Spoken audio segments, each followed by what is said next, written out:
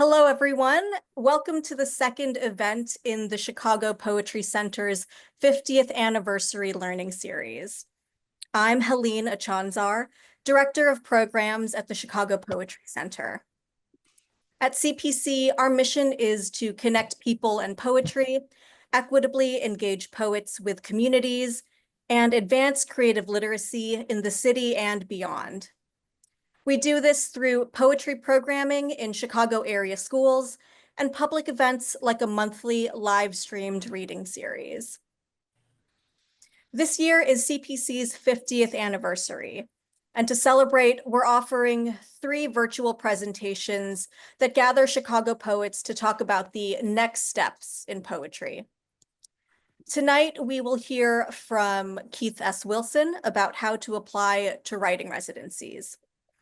On April 10th, we'll hear from C. Russell Price on how to organize a poetry manuscript. If you'd like to stay updated on the next installments in this learning series or some of our other events, please sign our mailing list, which I'll link in the chat below.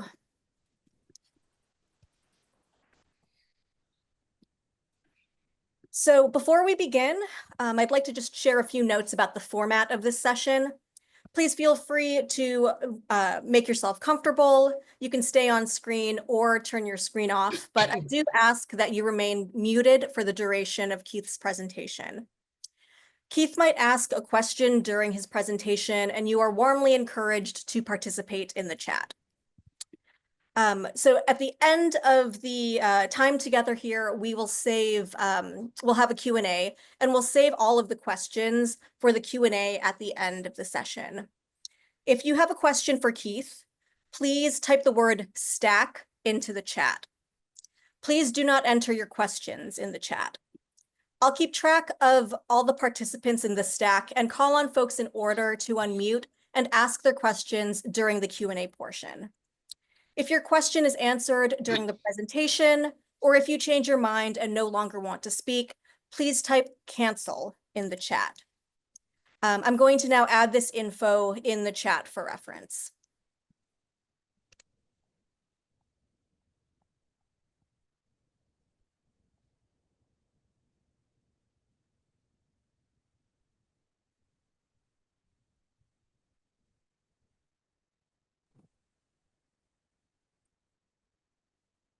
Okay, so without further ado, I am happy to introduce tonight's presenter, Keith S. Wilson.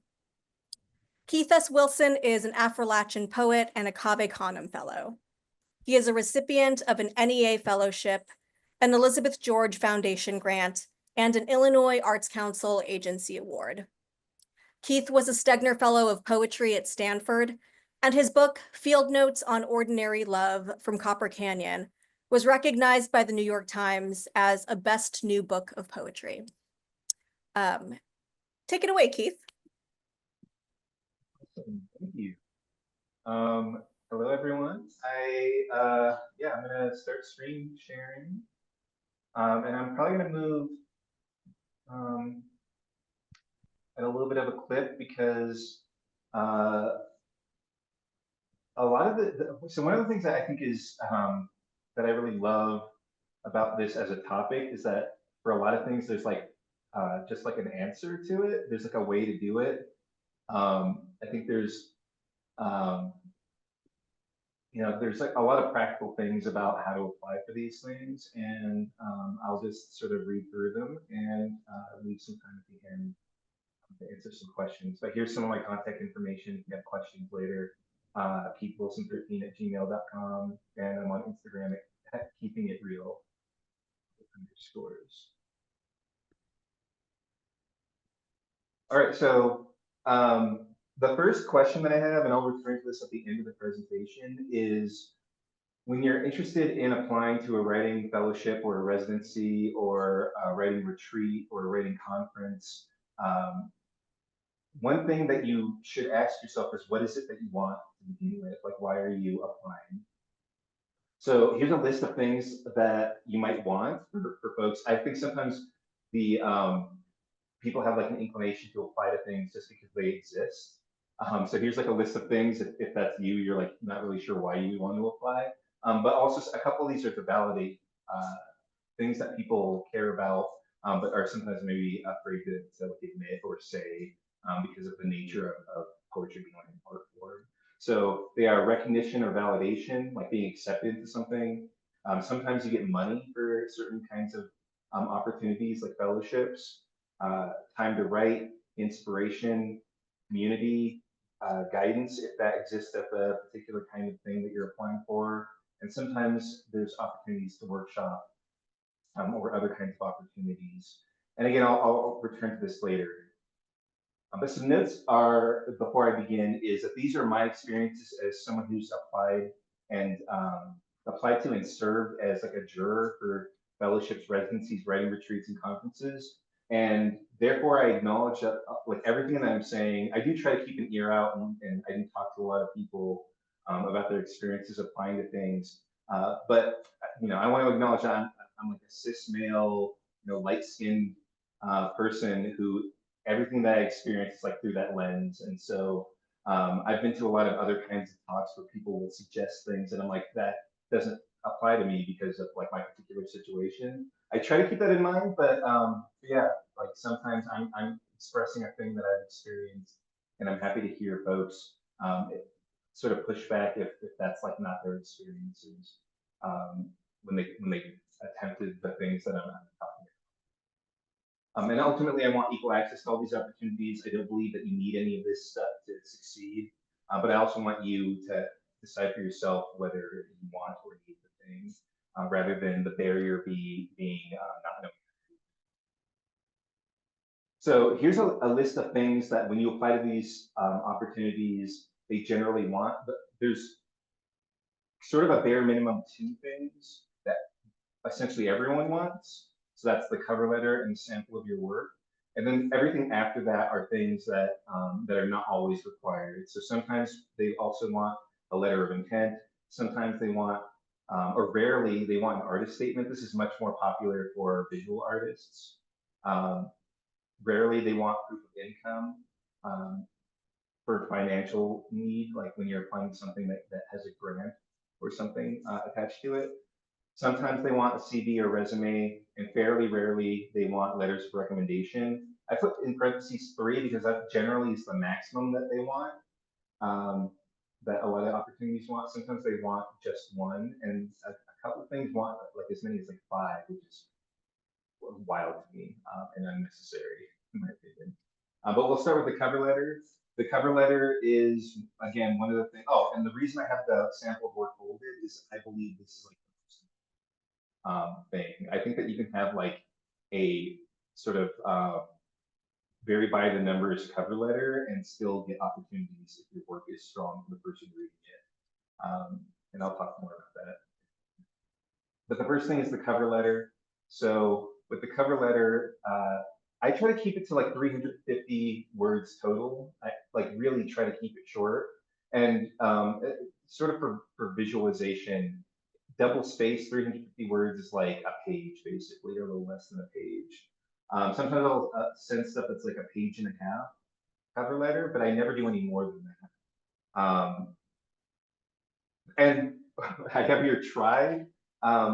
One of the things about applying to stuff is sometimes, depending on your personality type and all kinds of other circumstances, you may start to apply to something and sort of run out of time for it. I think that if you don't already have a cover letter, trying to write one for an opportunity, even if you run out of time, is like super important. Like as long as you sort of finish that thing, ultimately, you have something to sort of work from. So for cover letters, the way that I think about it is that there's 3 parts, and I often put these actually as 3 different paragraphs, and they're very short paragraphs. They are first, why I write poetry, so it's the statement of purpose, what I'm working on, so the statement of intent. So I'm working on love poems as part of a collection of poetry or a project or whatever. And then the third thing, why you are applying. This is the thing that having read a lot of people's applications, this is the one that is absent the most often. That is the most important thing in my opinion of the cover letter. If you are applying to a writing residency in Virginia and you never mention why you're applying to that writing residency, uh, I think that puts you like far behind the people who are applying to that residency because they need that particular location, those particular resources, and that they mention that. Yeah, again, it's just like a thing that I find absent from a lot of people's cover letters.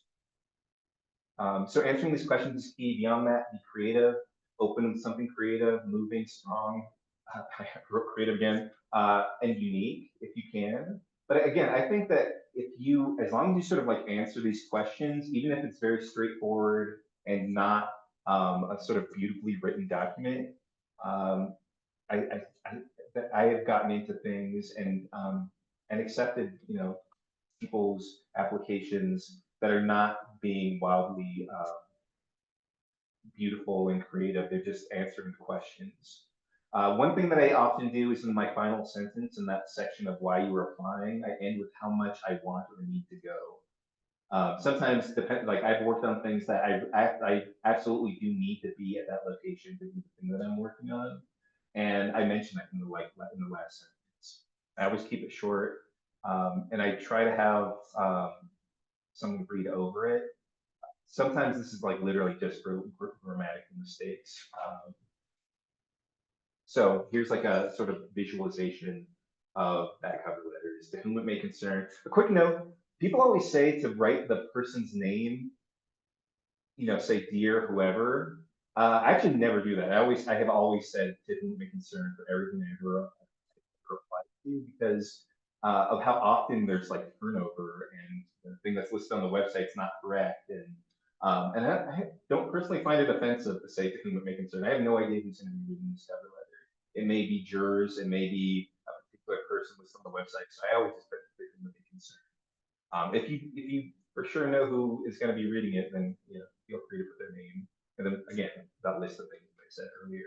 One thing I have listed here that I didn't mention is a lot of places ask you to do this, and so I just automatically include this now. Is I'll include my bio at the end. So a quick note on the bio: your bio can be as short as your name, your location, or your name, just like a fact about you. So like Keith S. Wilson is a poet living in Chicago.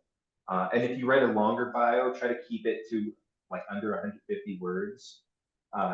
You would include your accomplishments that are relevant to writing, teaching, and publishing, especially awards if you've gotten any awards. And if you've been published, I would keep it to like 4 or 5 publications. I don't know that it does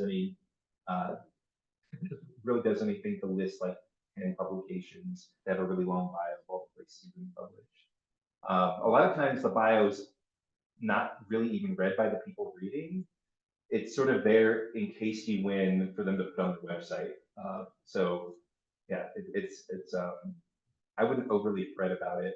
I think I mentioned this later, is I would not worry if your bio is very, very short. There are many people who are very accomplished who actually only put that first thing, that Keith S. Wilson is a poet living in Chicago, and they don't mention their accolades. So also a lot of places are looking to support writers at like every level of writing. So again, don't worry about it. You don't have a list of accomplishments to like list there yet. Okay, so for your sample of work, on whatever it is that you're applying for, they'll ask for a specific number of pages. It's often 10 or 15, or sometimes 20. So the way that I do this is, or think about this is, apply with your absolute strongest work, given the sort of like list of things that they're looking for. So a lot of times they don't really say one way or the other. And if they don't, then I include my strongest work that has been published.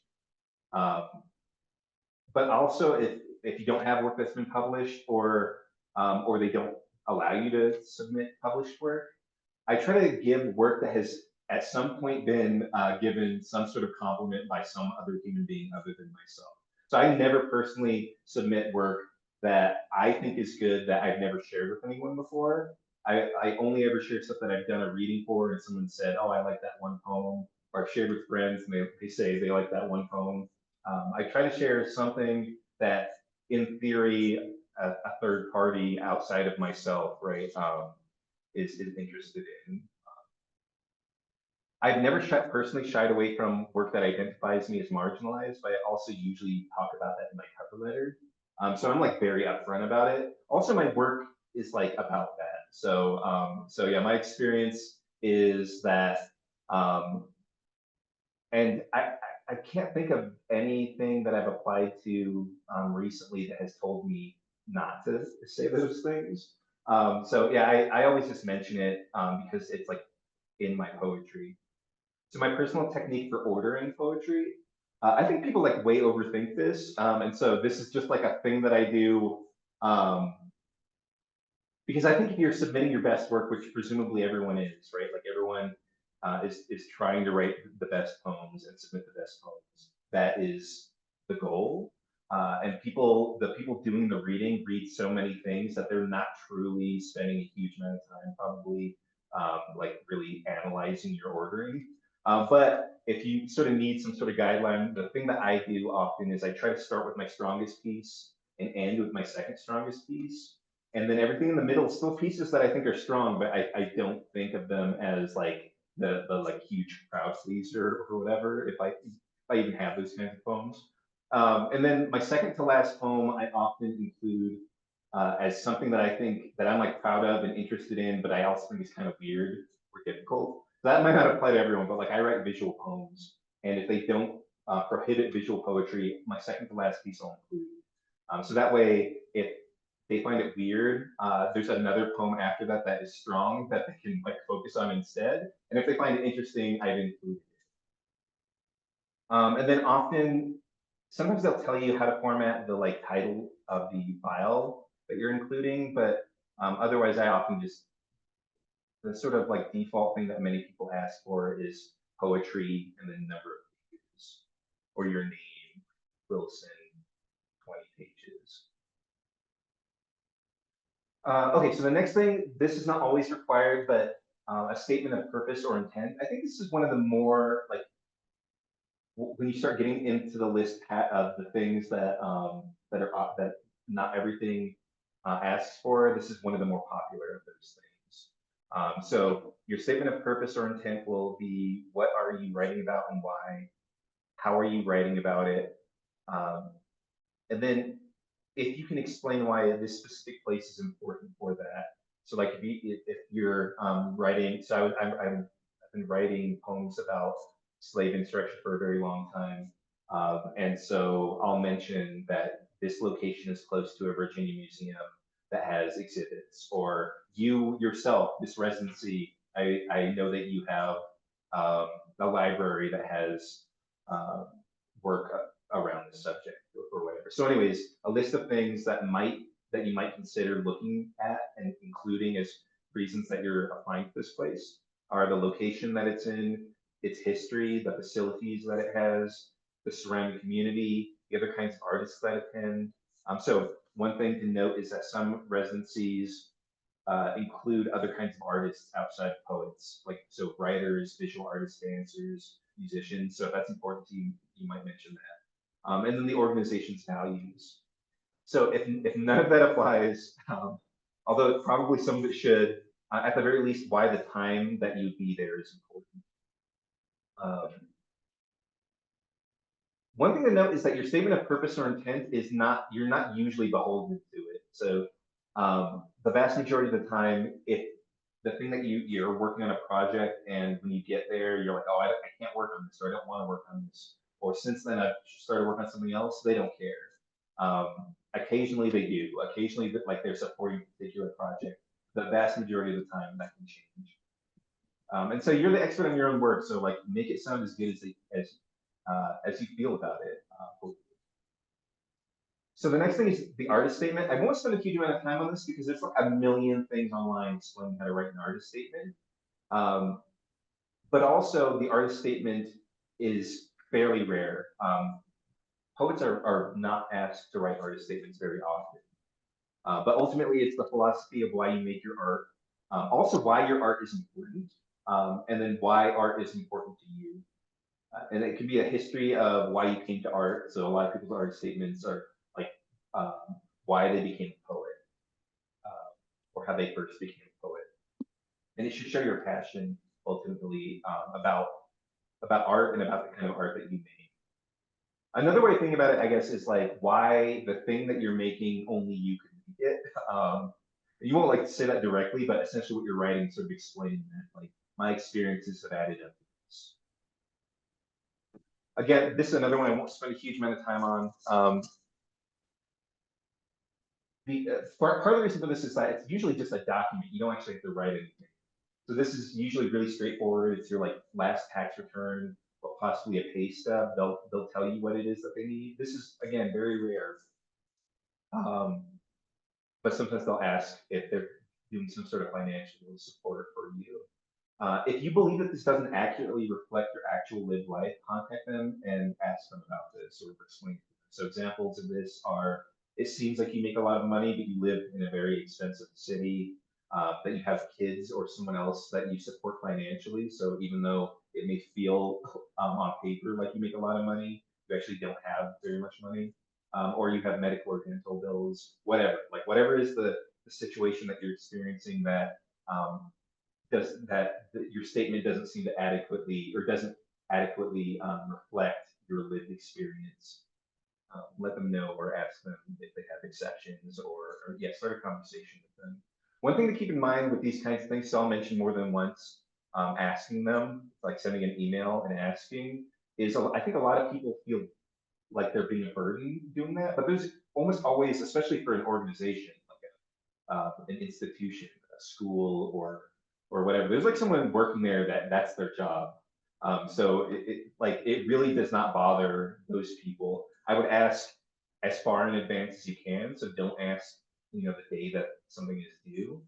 Not only because they probably won't have time, like they won't answer it, but also that is a little obnoxious to that person, as they sort of like frantically try to answer things.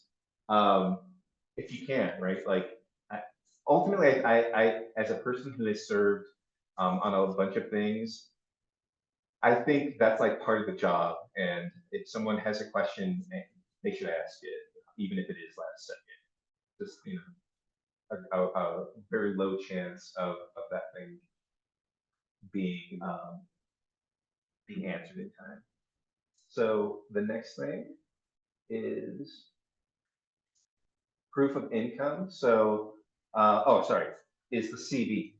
So one thing about the CV is I personally believe that you should include absolutely like everything that there is to include. Sorry, 1 second.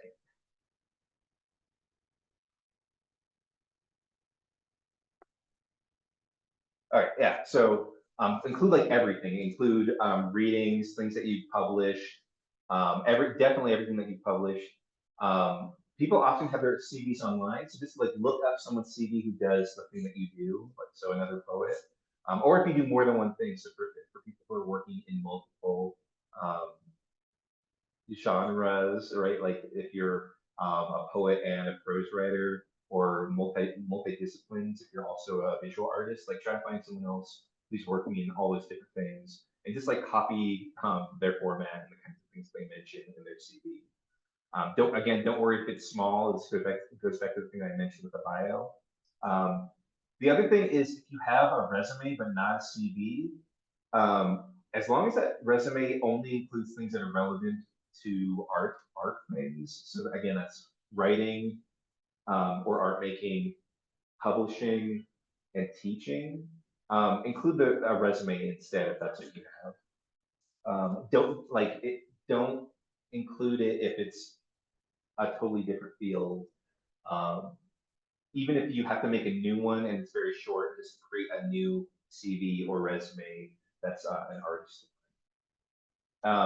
One of the reasons not to worry so much about this is it may feel like the only reason that they would ask for CVs is for you to prove that you're an award-winning famous person. And maybe that's like sometimes true, but I think it's more often used as proof of seriousness as an artist, and even creating the document proves that. Part of the reason for this is like some of these opportunities are essentially kinds of like vacations for artists. And so there's like, I guess, a fear or an understanding or however you want to describe it, that some people may only be applying to hang out and to not work. And one of the ways that they try to, I guess, get around that or whatever, or identify that is making it just hard enough to apply that any random person can't just apply and fill out the application. If that makes sense. Okay, so the next thing is letters of recommendation. For me, okay, so I'll note that almost everything that I've ever won, I have won with letters of recommendation uh, from peers, not from mentors or extremely famous people.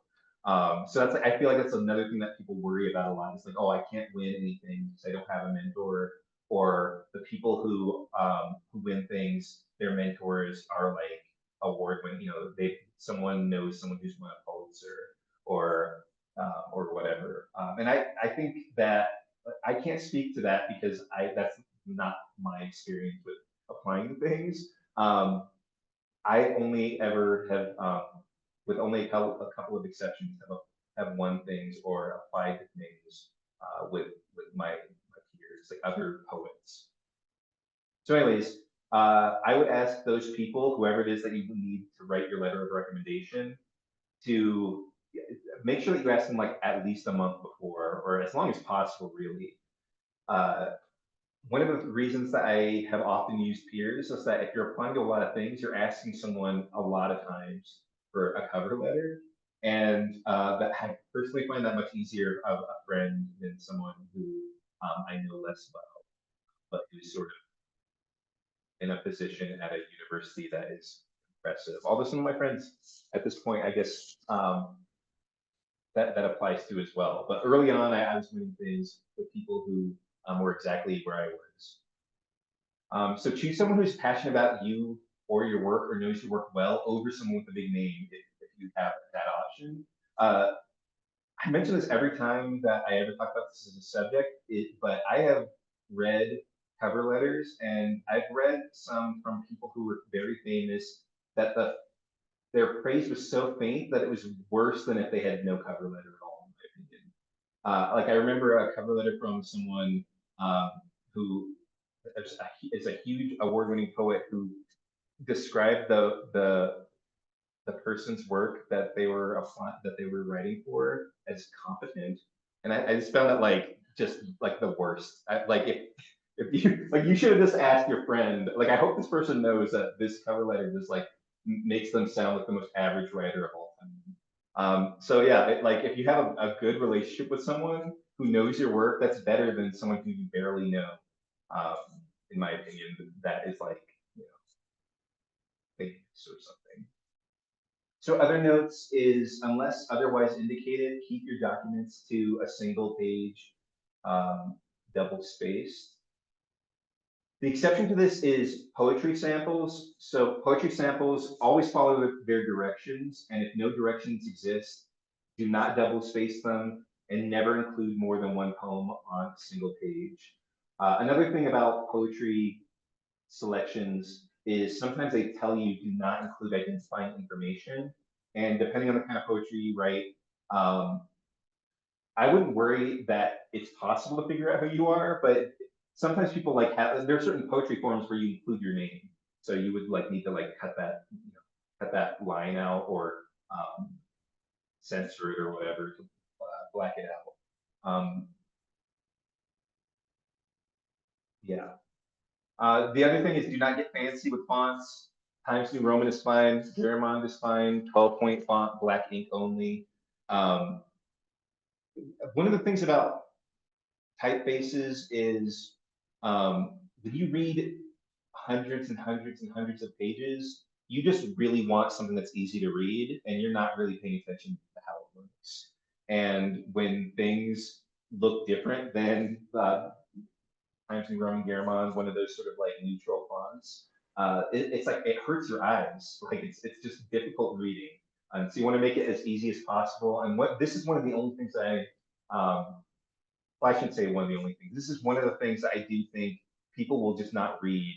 Sometimes they include that in their on their website, that if you don't have stuff formatted correctly or if it's difficult to read because you've chosen like a wild font, you will just be automatically disqualified. So yeah, I think it's better just to not spend a huge amount of time on it on formatting and just use Time New Roman or Garamond or those default word processing fonts than to do something that is obnoxious or gets you disqualified. Okay, so where to find residencies and conferences to apply to. By the way, I'm like I don't know the time, so let me know if I'm starting to go over. But where to find residencies and conferences to apply to is people's bios, especially people whose writing you identify with or respect. Duotrope. So Google that. I think I talked about it a little bit later in a slide, but Duotrope is just like a list of a lot of publishing opportunities. CRWROPPS-B, which is I don't know if it's being updated anymore. The last update that I see is I think from last year. But even so, it is such a huge resource of opportunities, and those opportunities tend to roll over every year. So even if it's not being updated anymore, I have to like look this up to find out for sure. But even if it's sort of not totally updated, almost anything listed there still exists, and so you'll just have to check out the website to see if their due dates have changed. And then yeah, social media and friends. So Instagram is where I found or find at this point a huge amount of opportunities. Just things pop up in my feed, or I just start following different opportunities that sort of exist, and they just come up in that way. Okay, so one thing about finding these opportunities is you may like sort of find something that you're like, oh, there's a writing residency in Utah. So what do you do now? So the thing about this is it's kind of hard to figure out how you're going to like that opportunity. You can never really know the feeling of a place, even after speaking to someone who's been there. So you should check Twitter. You should check maybe Twitter's like a nightmare place, but like places where people are talking, Blue Sky. Check with your community. If you know other writers, ask around to see if anyone's been there and ask them like, was it cool? Like, did you like it? The other thing is you should check out and think about technical or logistical things that are usually available on their website, but also feel free to reach out to them and ask them these things if these are important to you. So these are things I like when I first started to apply to writing residencies and other kinds of opportunities I didn't think of at all. And more, I think about them all the time. This is also like me getting old. When I was like 20, I didn't care what the bed was like or whatever. Now this like actually affects me physically in a way that I didn't used to. But so some things to think about and potentially ask about is equipment. So by equipment, I mean like if you're doing the kind of thing that you need, like a printer, for instance, you might want to ask about that. But also things like handicap access, dietary restrictions, those kinds of things. Also, it's very rare for a writing residency to not have a desk, but you should check. Occasionally they like don't truly have a space. And the reason for this is that some residencies are not truly writing residencies. They're sort of artist residencies that accept writers. And so they're really actually set up way more for visual artists who have like large open studios and don't really need a place to sit for long periods of time and write. So yeah, you should make sure that they have that. Other things that people care about but might not think about is, do you need a car at this residency, like in order to get groceries or go somewhere? Some places allow you to borrow their car. Some places are like in the city, you can walk around very easily. Is food provided at this residency, or do you have to buy your own food? What shared spaces exist? So is the kitchen shared? Are bathrooms or showers shared? Are there responsibilities that exist at this place? So do you have to clean? Sometimes depending on like if the residency is free, sometimes part of the condition of it being free is that you sort of have to help out, right? Like you have to like put away dishes and that kind of thing. So if that is an issue, or if you're wondering about that, you should definitely ask.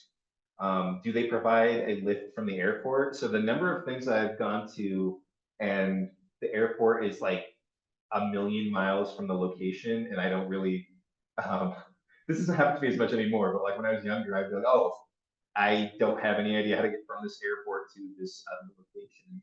So yeah, think about that as well, and ask um, if they can pick you up, or if that's a if that's a service that they offer.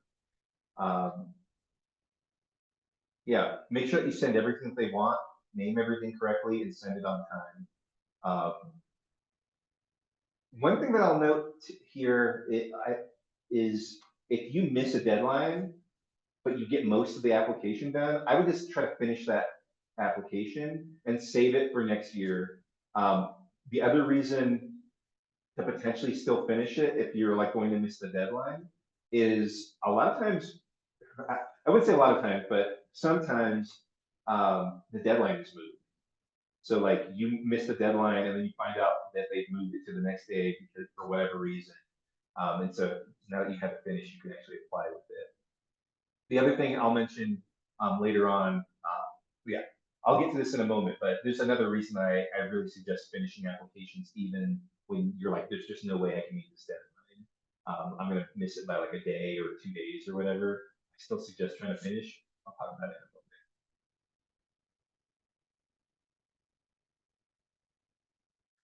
Yeah, so here's a list of technologies that you can use if you're tech savvy. These are not like things that you need to be super tech savvy for, but yeah, they're things that are useful if you are comfortable with computers. First one that I mentioned is Duotrope. So Duotrope is like a huge list of opportunities. It does cost money, but one thing that you can do is get a trial and figure out all the places and deadlines that you are interested in, and then end the trial. So in that case, you need to know upfront, like I can't remember how long the Duotrope free trial is, but um, you know, I have this many days and I'm going to accomplish everything that I'm ever going to need to do on YouTube. Um, yeah, it's also, it's like primarily for journals, like places to submit to, but it includes all kinds of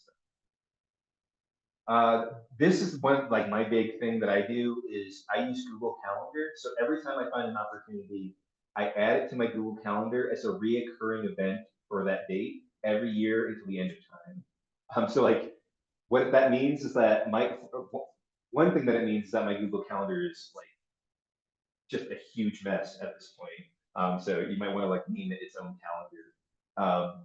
But what it means is that even if you only have a little bit of time to search for opportunities that you're interested in, and you only find one thing, if you add that to your Google Calendar as a reoccurring event, that exists as a reminder in the future and as a resource for you forever. And so it's sort of accumulative, right? Accumulates into this document that you maybe only contributed a couple minutes a few times a year across many years, and yet it's like fairly substantial. I set it up so that all those documents email me however many days before the deadline that I think I need to remind me to think about it.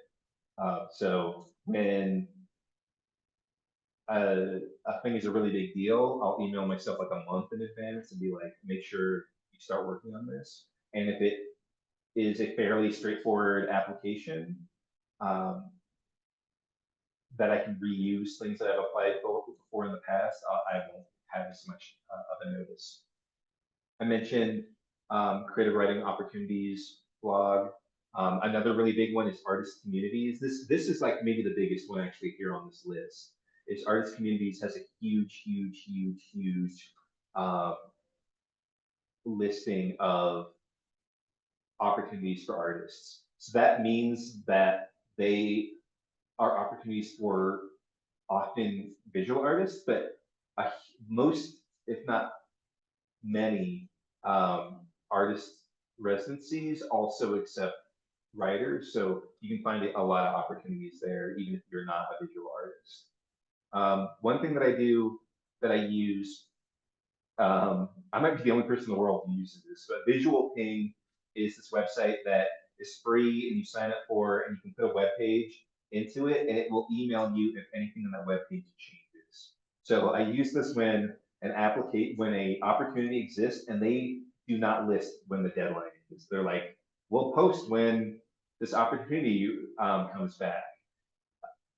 Like, I'm not going to check their website every day, and you may, even if you sign up for their newsletter if they have one, but many times they don't have one, you still may miss it.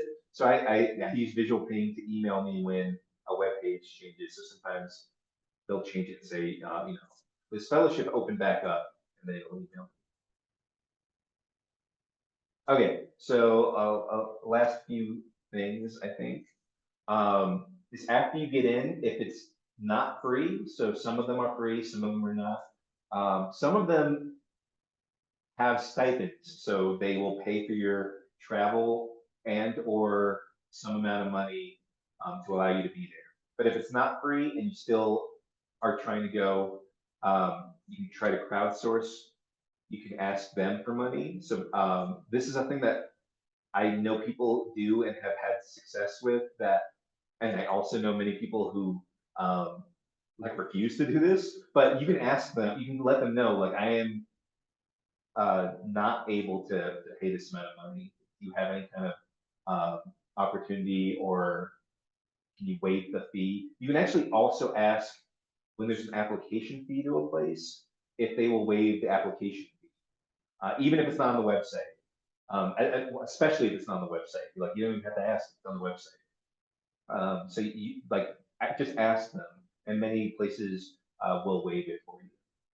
You can turn it down, and if you turn it down, if you say, like, I can't afford this right now, I would always also ask if you can extend the offer. I'm like forgetting the word right now for it, but if next year you have to apply again, or if you're automatically accepted, sometimes they will let you attend next year.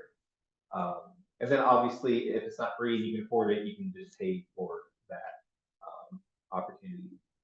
So if it's paid, a couple things to think about is, or rather, if it's free, right? Like, if they're not charging you to attend this opportunity, is make sure that you look to see if that means that travel is free. If it's not free and you can't afford it, ask them about travel, if they can pay for that. And ask if they have a work grant program or honorarium, if they don't mention that.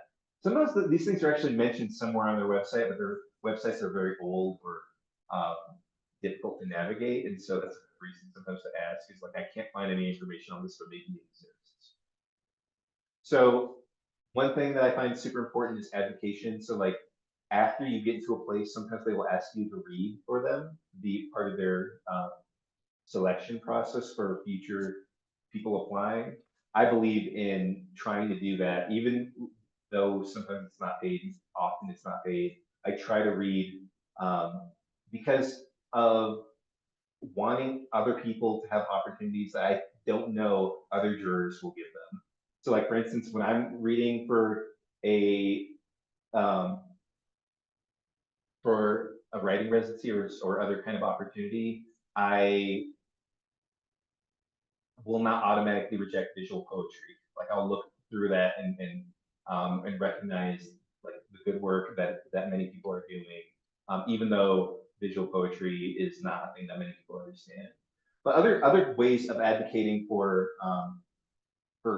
many kinds of artists as well is that there are not that many opportunities for like mothers, for instance. And so I think it's important that the organization does what they can to change that, right? Like, to make it as easy as possible for people who have children to attend the residency, and that includes having people who are reading the statement of purpose and notice, like, oh, you need to do this because this is the only residency that exists for parents or whatever. So, anyways, I try to advocate for artists and marginalized people when I can by being a reader even when it's not paid, although sometimes they pay you. So things that you might want, this is, we're going to return to this that I mentioned earlier, is recognition and validation, money, time to write, inspiration, community, guidance, workshopping, and opportunity. And the reason that I mention these things is that if the things that you're applying for you don't get, or you apply to things and they cost money and you can't afford them, or you don't even apply to them because the application fee is beyond your reach, or you can't afford to apply to that many, whatever is the reason that you may have difficulty getting into the things that I've just gone over. Sometimes these things are possible to get outside of writing residencies or fellowships or so on. So like if what you need is recognition or validation for your work, there are other ways of getting that, right? Doing poetry readings, finding a community, sharing, like getting publications that presumably don't cost you money to apply to.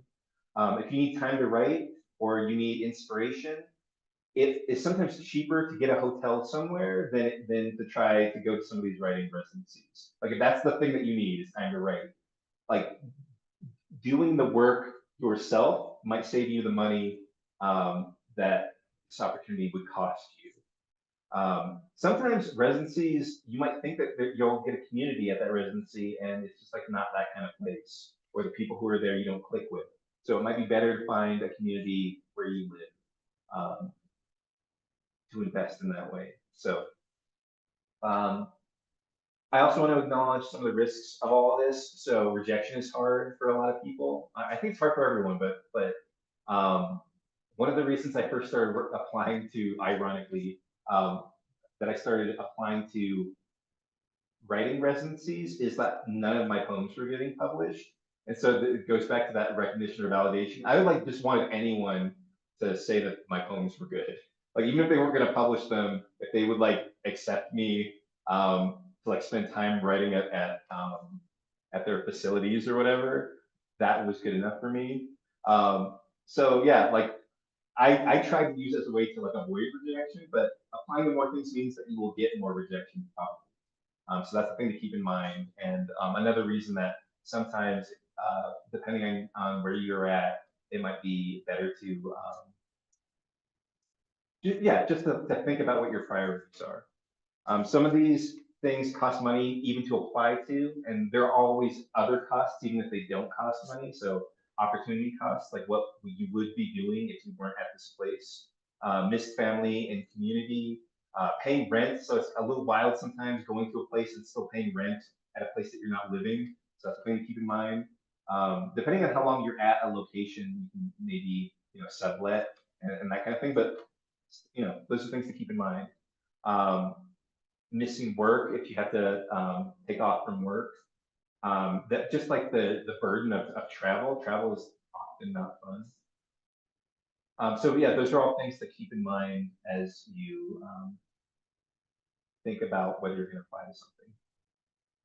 And I mentioned this a moment ago, but some alternative routes to those needs that people have or wants are saving money and getting a hotel in a beautiful location, couch surfing among your friends, getting a cabin with your like actual community. Like those are sometimes way better than trying to get into a location that you ultimately may not love in the way that you might love getting a cabin with like other poets that you're friends with or in community with. So here are some quick tips, and then I will answer questions unless I'm like way over time. So here are some tips. First is, I think it's, if it's important to you to try to get one of these things, a fellowship or a writing residency or a writing conference, is to choose dates of action in which you will actually march towards that thing. So a day or a week or a month that you regularly apply to those things or research those things. Like just make sure that you're that it is not a thing that you intend on doing, but a thing that you have scheduled to do, the application of the thing itself. Also, to always try to ask for what you need. So if you apply to a thing, you get accepted, for instance, and you realize that they don't have something, you can't afford to go, to just ask if there's something that they have that allows you to go. Many places don't list that they have like working fellowships that you can like teach while you're there, and that will pay for that that opportunity. So like just always ask for what you need. You need that thing, and then build on everything that you've already done. So I maybe directly stated this, but everything that I've listed prior to this is sort of in that field of, it's in that kind of general philosophy that even if you miss a deadline, finish your cover letter for that deadline, because you can use a cover letter for so many things. Like it's so rare that they ask you for a cover letter that is radically different than any other cover letter that you've ever written, that you can just reuse that cover letter from here until the end of time. You probably should update it every so often, but like you have that cover letter, or you have the packet of poetry that has your best poems that you can use. That's one of the reasons that I use that Google Calendar trick to add it as a reoccurring event, is that it is constantly building on everything that I've already done. Okay, so here are things to raise your chances. I will note that many of these things involve privilege of many different kinds, but if these things are true for you, they might be helpful. So be flexible, say that you'll take anything. Like if they have dates that you have to choose, like what date that you'll attend that residency, if all those dates are okay for you, make sure that you tell them that. Make sure that you say any date that you give me is fine. Sometimes I'll write that in the cover letter. This is a thing that I can do because I am single, right, and don't have pets or anything that like I can just leave on a moment's notice, and I work remotely. So I'm privileged in that way, but if it is true for you, then make sure that you mention it. So I've gotten many opportunities because someone else canceled and they needed someone to fill that spot like a week in advance. And for me, I was like, that's cool. Like I'll be there. I'll take a bus and I'll be there. Again, this is also stuff that I did when I was much younger. So those things change. If it's free to apply, consider just applying to it.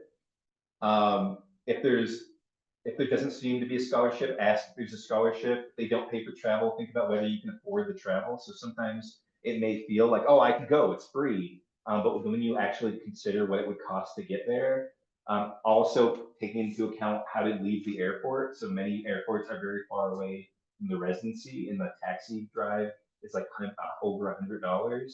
Something to keep in mind, even if the flight was cheap, that the taxi might not be. If you can apply for times when teachers are teaching, this is a really big one, is that teachers apply to many of these things, and therefore they have to apply like during like the summer. And so it's way harder to get a summer opportunity than during the year in which they're teaching. So if you can apply and attend during when teachers are teaching, it's way less competitive. And then keep a submission spreadsheet, like keep track of these things, as boring and terrible as spreadsheets are. Another really big thing, this either applies to you or does not apply to you, is that many things are free or possible if you are connected to some other institution. So examples of this are Cave Canem for Black poets, Contamundo for Latinx poets, Kundiman. Like there are certain things that like if you are a member, if you are a fellow of Cave Canem, for instance, they may have at Vermont Studio Center a residency that is paid for Cave Canem people. So like look and see if they have a way to attend for free if you're a member of one of those things. Also look out for grants based on other factors such as grants or opportunities that exist for queer writers, for writers of color, for women writers, for writers from specific states. So whatever state that you live in, sometimes there are opportunities just for that state. for undocumented writers and so on. And yeah, I mentioned this about building on your past work. So I keep every submission package that I send in a folder named that opportunity and the year that I applied, and I will go through them. So one of the reasons that I do this is sometimes an opportunity actually is unique. Like what they ask for, no one else ever asks for. And if I ever apply to them again, I want to have that stuff. Revise, make better. But also sometimes one place asks for something that you've never done before, and then way later you apply to something else and they also need that. And you can be like, oh, I think Tin House asked for that. Like, let me go see if I ever wrote something about that topic. So an example of this is sometimes I've done things where they want you to have like something for the community, like that you teach a workshop for the community, and to pitch that. I have a pitch now. Like the first time I had to do that, I was like, oh, this is a lot of work, but let me fill this thing out.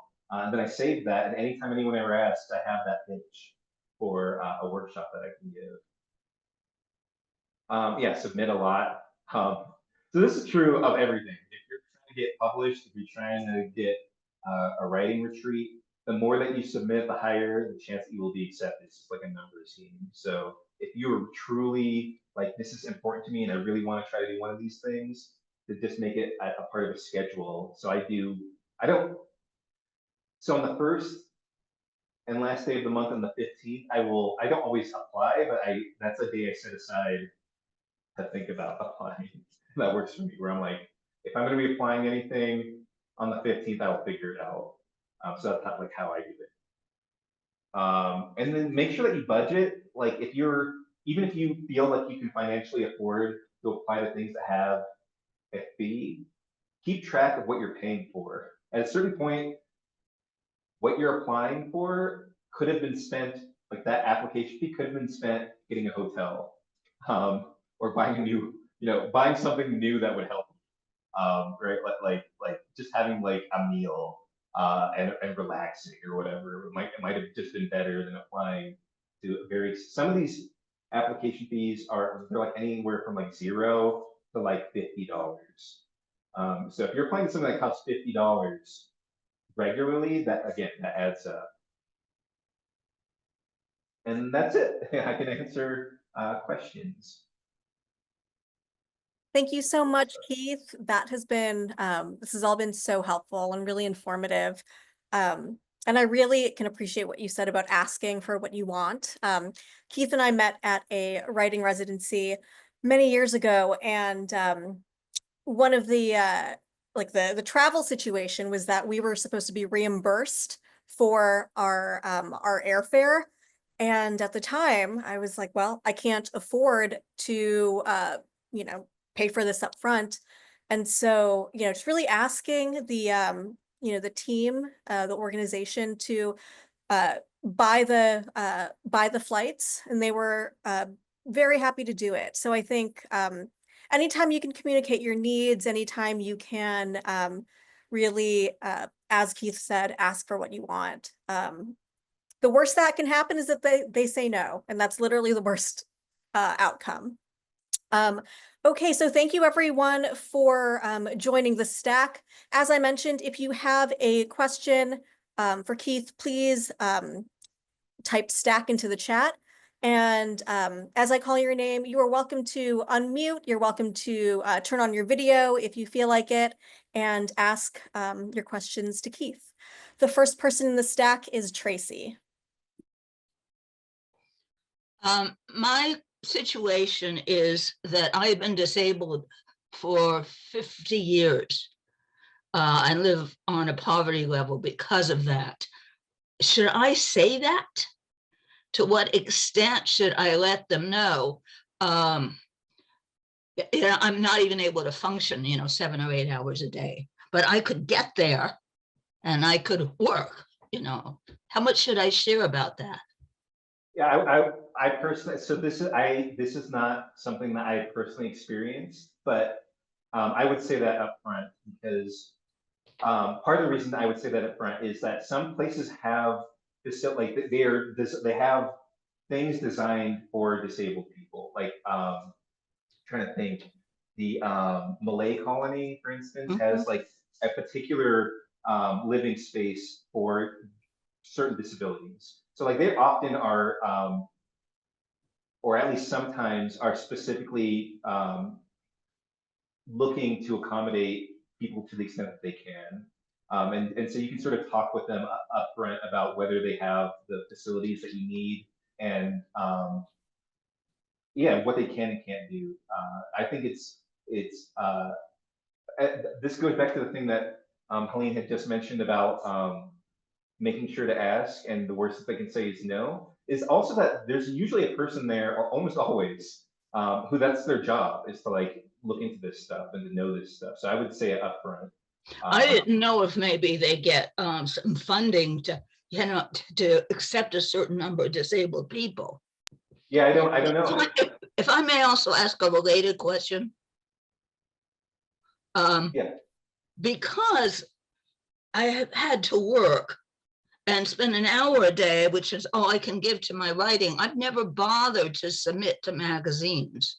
I have written 4 books that are published in a different field, but how important is that publication history? It's hard for me to say because I think that it is different for every opportunity, like whether they, I mean, it's different not only for every institution, but it's different for every reader. But I will say that I was applying to things long before I had really anything published, and I was getting things accepted. And if you listen, if you like sort of go to their mission statement, if they have that, or ever go to, sometimes they have talks that you can go to, sort of like Zoom, just like this is Zoom chat. They will mention that they are in the business of supporting artists,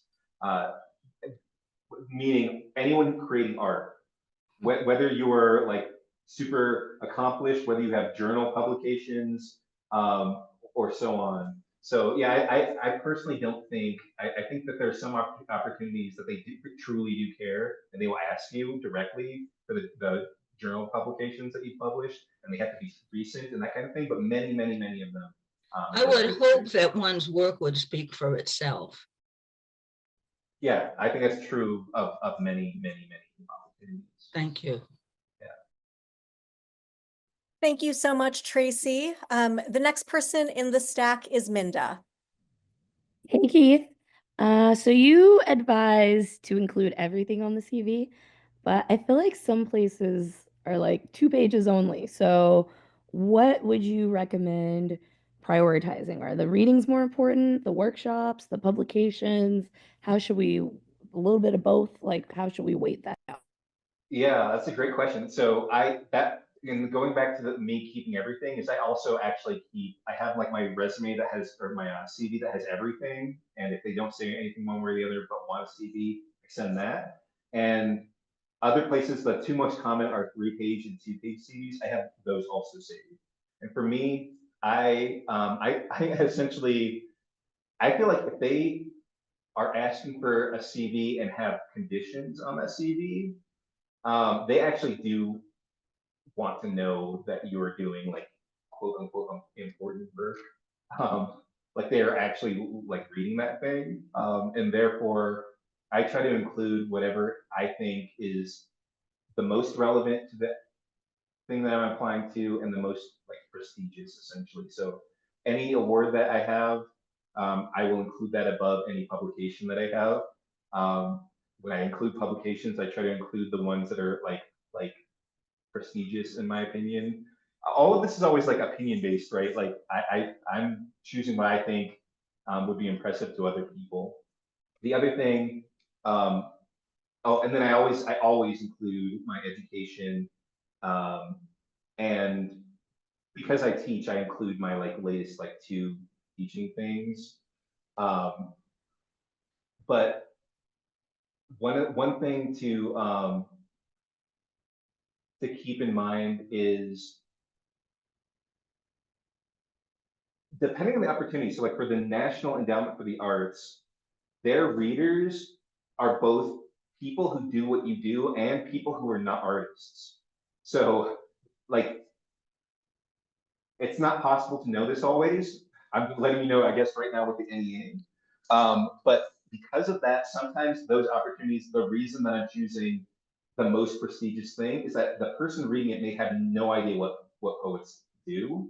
And so I'll put something there that a person who doesn't know like anything about poetry will recognize this journal at the very least, right? Like I've never been published in the New Yorker, but that would be on everything I ever applied to if I had, because even if you're not a poet, you know what the New Yorker is, if that makes sense. So I like try to include when I know this to be the case, but also just in general, things that are prestigious, just because the person reading it might be. I think one of my readers was for the NEA was like a dentist who like loves the arts, but was not a poet. So I was like, you know, I don't know if the NEA even asked you for a CV. I don't remember anymore. But like that's an example of like sometimes your readers are actually like really broad, and so that's one way of communicating your like facility as a writer or student CV if you have to cut it down.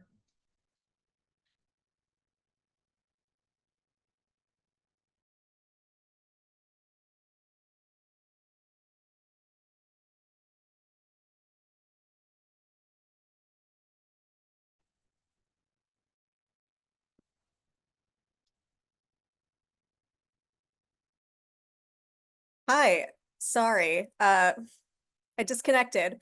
The next person in the stack is Wendy.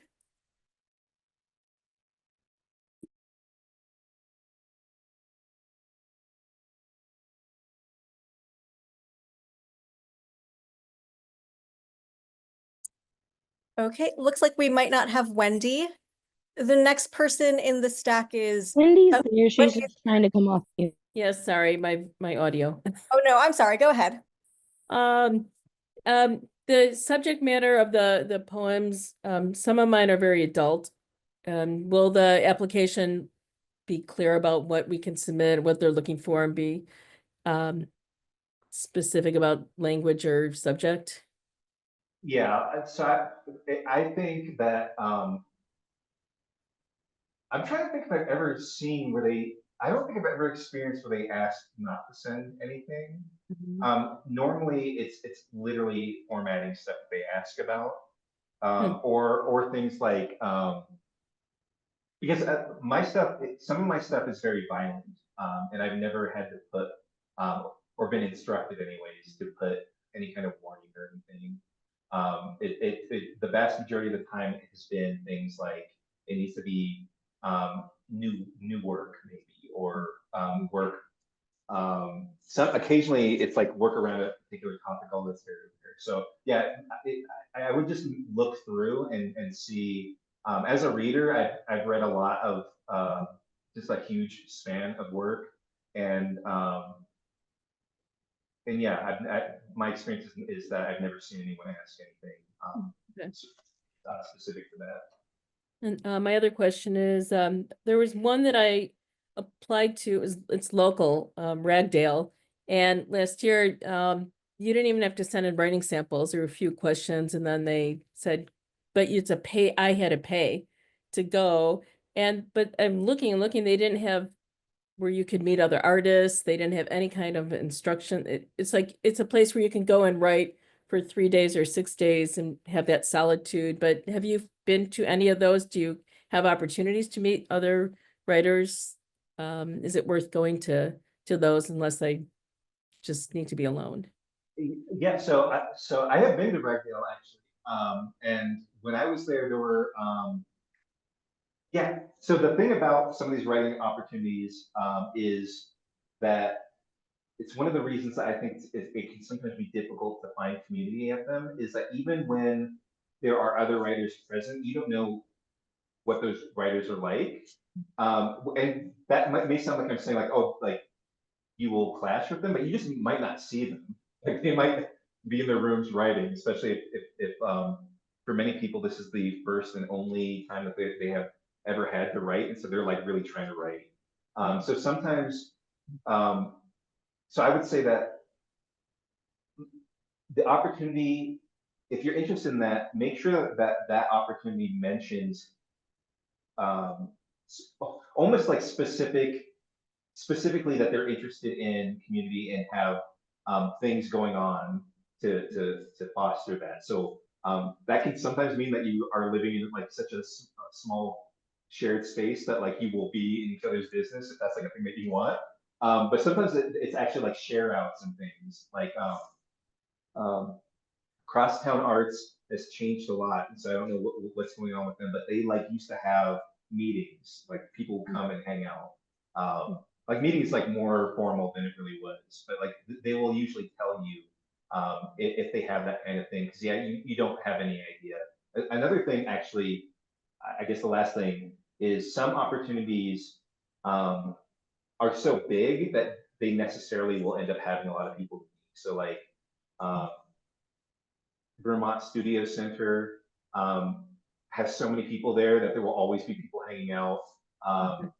They, they're very young there though, so that's a thing to keep in mind. Is like it's sort of like grad school for visual artists and writers. Not everyone there is young, but like that's the vibe. Is very young people hanging out. Like McDowell has like a lot of people there.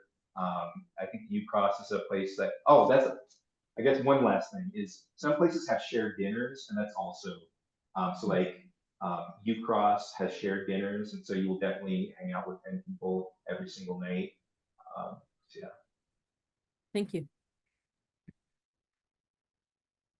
Thanks, Wendy. The next person in the stack is Thomas. Hi, thank you, Keith, for the presentation. It's been very informative. I was curious if you could elaborate any on like whether it's like in your experience or like conversations that you've had with people at residencies or just other peers about just the different ways that people juggle their work responsibilities with like, you know, the residency. If there's like, I don't know, if, you know, just the different ways that people kind of juggle that, like if they have a full-time position, if they only kind of like look for shorter term residencies, or, you know, if they're like, if it's common at all to like work remotely for a little bit at these residencies. Yeah, I guess I'm just curious to hear how different ways that you've either experienced or like heard about people making the logistics side of it work for them. Yeah. Okay. So, well, I guess one thing I'll say is that like this is a great example of a thing that like if folks in the chat have had experiences to type some of those, because I'll talk about my experience and some experiences I've heard, but like there's going to be a million answers to this. Yeah. Some residencies outright prohibit it, like you're just not supposed to be working there. I find that like almost like unethical to a certain degree, because of just how difficult it is to be a poet. That like expecting someone to be like sort of capable of both arriving at this place and just having no income is kind of wild to me. But that okay, so one thing is you should, if you can work remotely, that's like a thing that that a lot of people I think at residencies are doing, is like they're teaching online or doing something remotely. But I would make sure that you ask what the logistics of that would be if you were there. So many residencies are totally fine with it. I'm actually at a residency right now. This is the library of the Santa Fe Art Institute. So I am working. So here there's like a room that I can be loud in, and I have the great internet, and so I can do this. But there's some residencies where you're kind of remote, or it turns out that it is very loud, and it's never not going to be loud. Like in terms of like trying to have a meeting, like you're sort of like in the living room or something. So like that's something to keep in mind. Many places that are in the city are easier to work remotely. But yeah, I think another really big one is that a lot of residencies have opportunities that are sort of designed for people who can't work remotely, and therefore those residencies end up being very short. So they're like a week or 2 week long residencies, and that's why those also I think are more competitive than the longer term, ironically, residencies. But like not that many people can do 3 months, but a lot of people can do 2 weeks. But one thing to keep in mind with that, if you're doing a 2-week residency, is that time goes very, very fast. Way faster than you may even think. So like the first day, I think, for instance, that you arrive is a wash. Like you're probably not going to be able to work at all because it's like a travel day. Sometimes they have like a day where you have to meet everyone and learn like the ropes or whatever. That day might also be a wash. Sometimes they have like checkout or whatever. So that day might be a wash. So you need to like think about how much time you will actually probably have. And this is something to ask them if it's important. Like that you will be totally like alone and able to work and don't have other responsibilities while you're there. The other thing is to do all the things in advance that you can do prior to arriving there if you're only going to be there for a week or 2 weeks. So if there's research that you can do that's not at that location, do that research up front. If there's things that you need to like set up while you're there, try to set them up before you get there.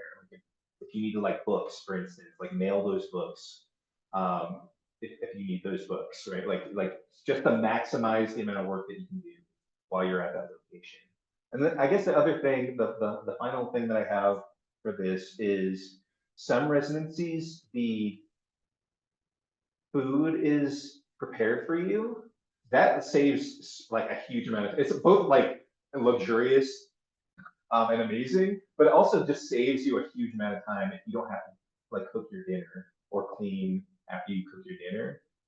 So you might try to choose residencies in which that's true, like so like UCross, they make your dinner for you. They actually, UCross is like very, very nice, but they make your dinner for you and they deliver your lunch for you. So like you're sort of like set the whole time. So I think I did UCross only for 2 weeks because I was working at a grocery store actually, and I took a bus there. Like again, like stories of being in your early 20s. But because of that, like because like they were delivering my food and preparing my food, my days were like they felt so long. So that's like another way to sort of sort of compress and maximize. I guess like another thing though is, and some of the residencies will mention this, is they often do not have, the vast majority of the time, they do not require you to finish anything or present anything. And the reason for that is that the process of being an artist is individual and like nebulous. Like who knows what makes good art, especially for an individual. And so for some people, being at a location not working and thinking about what you want to write is like more productive than trying to maximize getting page counts or whatever. So like it might be the case. Like everything I just mentioned is like about trying to write the most maybe, or get the most work done. But like whatever it is for you that works for you, works for you. And so you might actually choose a location that is just like quiet and chill for you to just relax for that time, spend time reading and thinking about what it is that you'll write later. So that's like another sort of another approach, I guess, to trying to find ways to work and write. Yeah. Also, I guess there are some, they're very, very rare, but there are some opportunities that pay and they're like going to be competitive, but like Log Haven has like a very large stipend. So that might allow you to just like not work during that month. If that's the kind of job you can do. Thank you. Thanks, Thomas. The next person in the stack is Ahimsa. Thank you so much for hosting. This has been really informative and it's really glad to be here. I had a question about applications that are more interdisciplinary in their poetics or writing, whether it's more hybrid work or work that is more heavily into visual or digital poetics. And I was wondering if you could speak to if you've ever, or other folk you know, have applied really front loading that, like where that's the majority of the application, or have you applied under an interdisciplinary category or for a residency that says they might consider writers but are very visually arts focused? And so any of those kinds of intersections of how have you approached that, or how do you think through that in terms of possibilities? Yeah, I'm the perfect person to answer this question because I have applied everything that you listed. I've done. I have, as a person who creates hybrid work, visual work, um, I have applied to residencies as a writer, but only with my visual poems. I have applied to visual arts residencies with my visual poems as visual art objects. Um, yeah, I kind of have done it all. uh, I mentioned this a moment ago, Crosstown Arts. When I submitted to Crosstown Arts later on, and I guess this is a thing maybe to do is to ask them about it like if you've been accepted somewhere, to ask them what the process is like or was like for choosing you. So they mentioned that I applied as a writer only with visual poems, and they had no idea what to do with it, and they actually forwarded it to like the visual arts people or whatever. So that's like one thing that can happen. It's one of the reasons I don't, unless they say on the website that they don't want a certain kind of work, I will often still apply whatever it is that I'm working on. Yeah, sometimes, so that's one answer is it's not a super useful answer, but just applying, I think, if you can afford it or if it's free, um, oftentimes they will figure it out, especially if they have multiple departments. A second thing is some opportunities ask you to classify your own work. So Creative Capital does this. In that case, I try to think I kind of hate, maybe it doesn't sound like it, but the sort of like categorization of all of one's own work and writing cover letters or whatever. It's like a nightmare on it. Like, let me acknowledge that. It's like terrible. Like I don't want to think about my work in this way. But given that, I try to think of if my work exists in multiple spaces, who is going to be the most receptive of it if I have to send it to one kind of person. So like, I think that my writing is stronger than my visual work, for instance, personally. So I will try to send my visual poetry, if I have to choose between sending to visual artists or writers, like they let you choose, I will send my visual poetry to writers. So I think they will appreciate my writing more than the visual artists will appreciate my visuals. I think my visuals are more impressive to people who don't create visuals. So yeah, that's the second thing. And then the third thing is that sometimes you can, they will like sort of list fellows or previous residents on their website. And so you might just like look through and see if anyone else is doing weird stuff, like if you're doing weird stuff, and see, just know if they're sort of receptive to that. If you're trying to sort of maximize your time or money, if things cost money, just be like, oh, they have accepted, or alternatively, you probably know other people working like kind of in your field, right? Like you're working between two things, and to look up those people and see where they have applied, and just know, so that in that case you know like, oh, they are familiar with visual poetry or with like dance that includes whatever interactive, whatever it is that you're also doing. They have done some version of that. Thanks so much. Really appreciate it. Yeah. Great. Thank you so much, Keith, for taking the time to chat with us and share your knowledge. Thank you for everyone who was here tonight, everyone who asked questions and listened attentively. We're at the end of our time together, but once again, if you'd like to keep in touch with the Chicago Poetry Center, we have a lot of really great programming coming up, both locally in Chicago and virtually. So sign up for our mailing list. We won't spam you, I promise. And thank you all so much. Have a wonderful evening.